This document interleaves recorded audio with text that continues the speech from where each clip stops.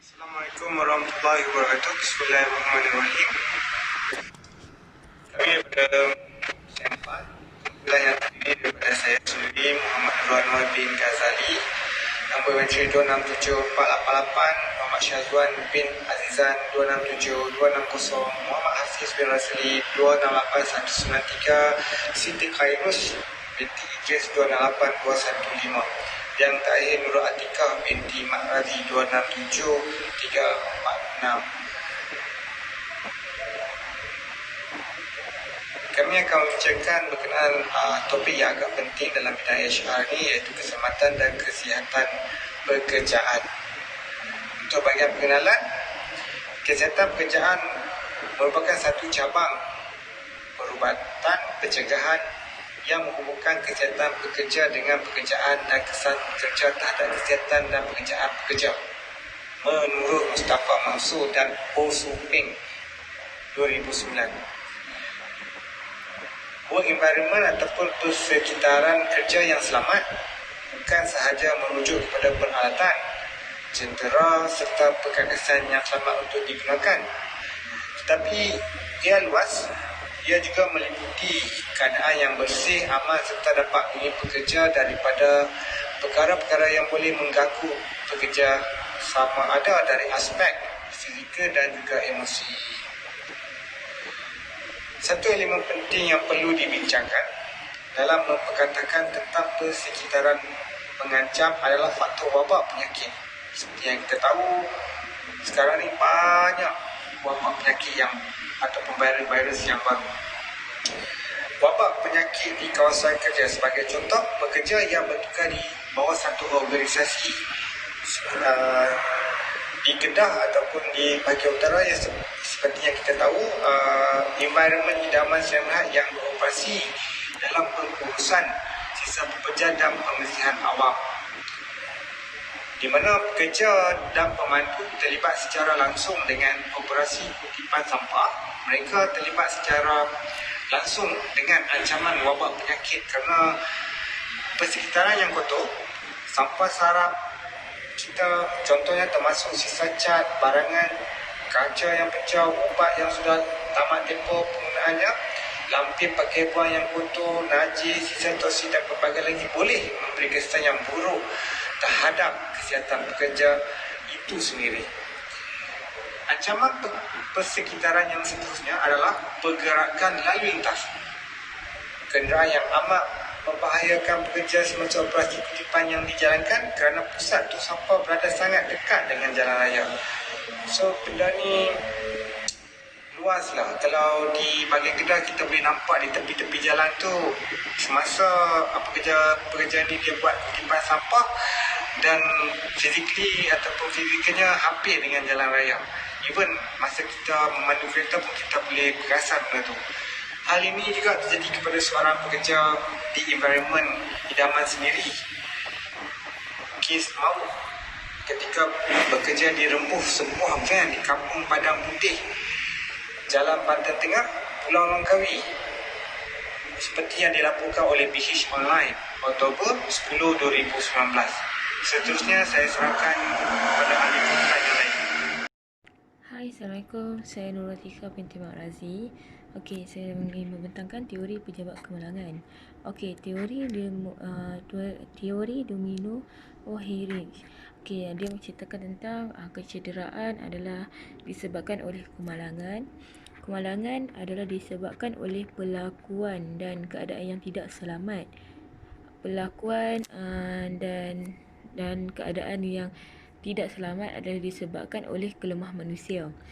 Kelemahan manusia disebabkan oleh sikap personaliti negatif seperti panas-paran, jahil atau degil yang berpunca daripada persekitaran sosial dan keturunan pekerja yang mengalami kecederaan tersebut.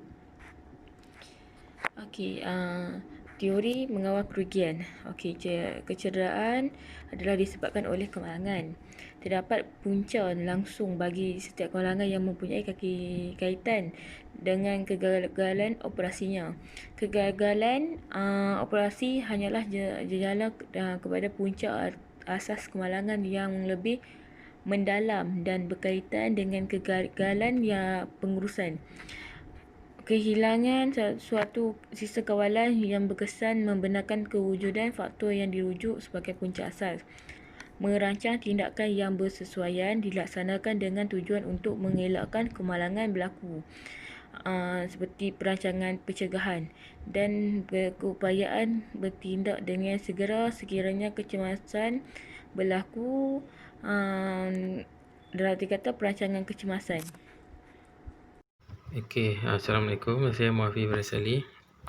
Saya akan membentangkan berkenaan implikasi kepada keselamatan dan kesihatan. Okey, apabila berlaku kemalangan di tempat kerja, kedua-dua pihak majikan dan pekerja akan menerima kesannya. Pekerja akan hilang upaya untuk melakukan kerja atau tidak mampu untuk bekerja pada tahap yang paling optimum. Contohnya bila seorang pekerja itu hilang upaya, dia dah tak boleh lagi untuk menyara diri dan keluarganya. Organisasi juga menghadapi masalah seperti peningkatan premium insurans kesihatan, pergantian pekerja yang menghadapi kemalangan, bayaran ganti rugi kepada pekerja, mendapat reputasi sebagai majikan yang tidak mementingkan aspek keselamatan dan kerap menerima lawatan oleh pegawai keselamatan dari Kementerian Sumber Malaysia. Secara amnya, kesan seperti teori bongkah air dan ia boleh dibahagikan kepada kesan nyata dan kesan tersembunyi. Kesan nyata adalah kecederaan atau kematian kepada pekerja dan kerosakan pada peralatan, manakala kesan tersembunyi ini sebenarnya lebih banyak daripada kesan nyata dan menjadi kesan yang tinggi terhadap kos keseluruhan kemalangan yang berlaku. Antara kesan tersembunyi adalah kerugian produktiviti serta kualiti kerja, kos pembersihan kawasan kemalangan, melatih pekerja baru untuk melaksanakan kerja, membaiki peralatan yang rosak semasa kemalangan, kerugian masa dan wang untuk urusan mahkamah serta tenaga kerja untuk urusan penyiasatan kemalangan menyebabkan kerja-kerja lain tertangguh dan banyak lagi. Itu saja daripada saya. Untuk teruskan dengan saya punya partner. Assalamualaikum warahmatullahi wabarakatuh dan salam sejahtera. Saya Siti Khairuz binti Idris. Untuk slide seterusnya adalah penyelesaian terhadap permasalahan. Mewujudkan sistem pengurusan keselamatan dalam organisasi, di mana organisasi atau majikan perlu menyediakan standard operation procedure kepada pekerja, di mana mewajibkan setiap pekerja mematuhi SOP keselamatan tersebut seperti pemakaian safety boot, pemakaian topi. Yang kedua, persekitaran kerja yang kondusif dan selamat. Kita ambil sebagai satu contoh syarikat environment idaman, di mana pekerja yang membuat kutipan sampah, mereka terdedah dengan keadaan yang kotor dan mungkin lebih terdedah dengan bakteria. Jadi majikan boleh mengambil inisiatif dalam menyediakan tempat rehat seperti bilik mandi, di mana memberi keselesaan kepada pekerja. Selepas mereka selesai menjalankan tugas, mereka boleh membersihkan diri dan pulang ke rumah.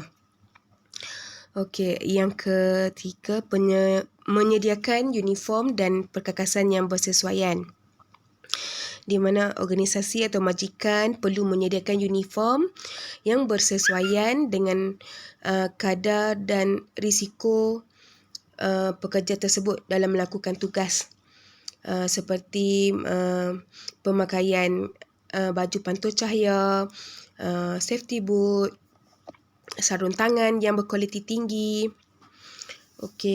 Seterusnya, tambahan untuk perkakasan yang bersesuaian, majikan perlu menyediakan peralatan yang berada dalam kondisi yang baik untuk memastikan bahawa sekiranya operasi dijalankan, perkakasan dan peralatan tersebut tidak menyebabkan berlakunya kemalangan. Yang keempat, pemantauan kadar kesihatan. Di mana sekiranya organisasi atau majikan membuat pemantauan kadar kesihatan kepada pekerja, ia dapat membantu syarikat membuat penilaian terhadap pekerja di mana mereka sama ada mereka sesuai dengan jawatan dengan pekerjaan tersebut ataupun perlu melakukan tugas lain. Syarikat organisasi juga boleh melakukan pemeriksaan kesihatan secara berkala.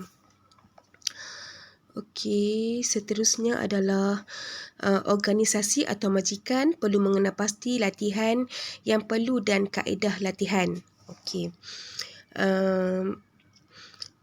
Untuk penyelesaian ini di mana kaedah ini perlu diterapkan pada awal pekerja tersebut sebelum melakukan tugas, di mana syarikat perlu memberi latihan terhadap pengendalian peralatan bergantung kepada keadaan pekerja tersebut. Sekiranya pekerja tersebut melakukan kerja di luar kawasan, majikan perlu mendedahkan latihan yang berkaitan dengan kawasan yang sebenar sebelum pekerja tersebut menjalankan tugas.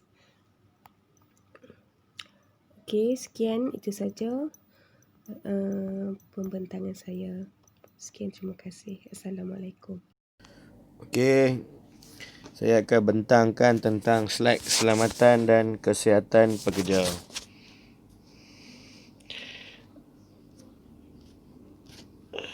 Okey, saya lebih kepada penutup lah. Okey, seperti kita tahu bahawa keselamatan dan kesihatan pekerja ini mempunyai dua tanggungjawab. Pertama, tanggungjawab daripada majikan, kedua pada pekerja lah.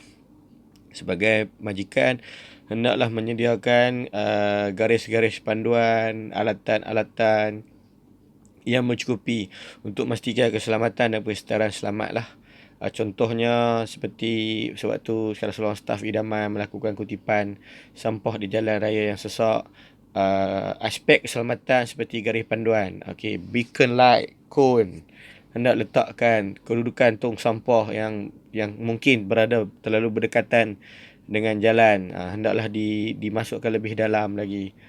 Bagaimana untuk aspek sekitaran pula, lebih kepada mungkin kemudahan-kemudahan yang disediakan, seperti tempat mencuci tangan lebih banyak dalam depo, hand sanitizer, dan juga diwajibkan pekerja untuk pulang sebelum pulang ke rumah mandi dulu terlebih dahulu, kena ada kemudahan tempat mandi lah.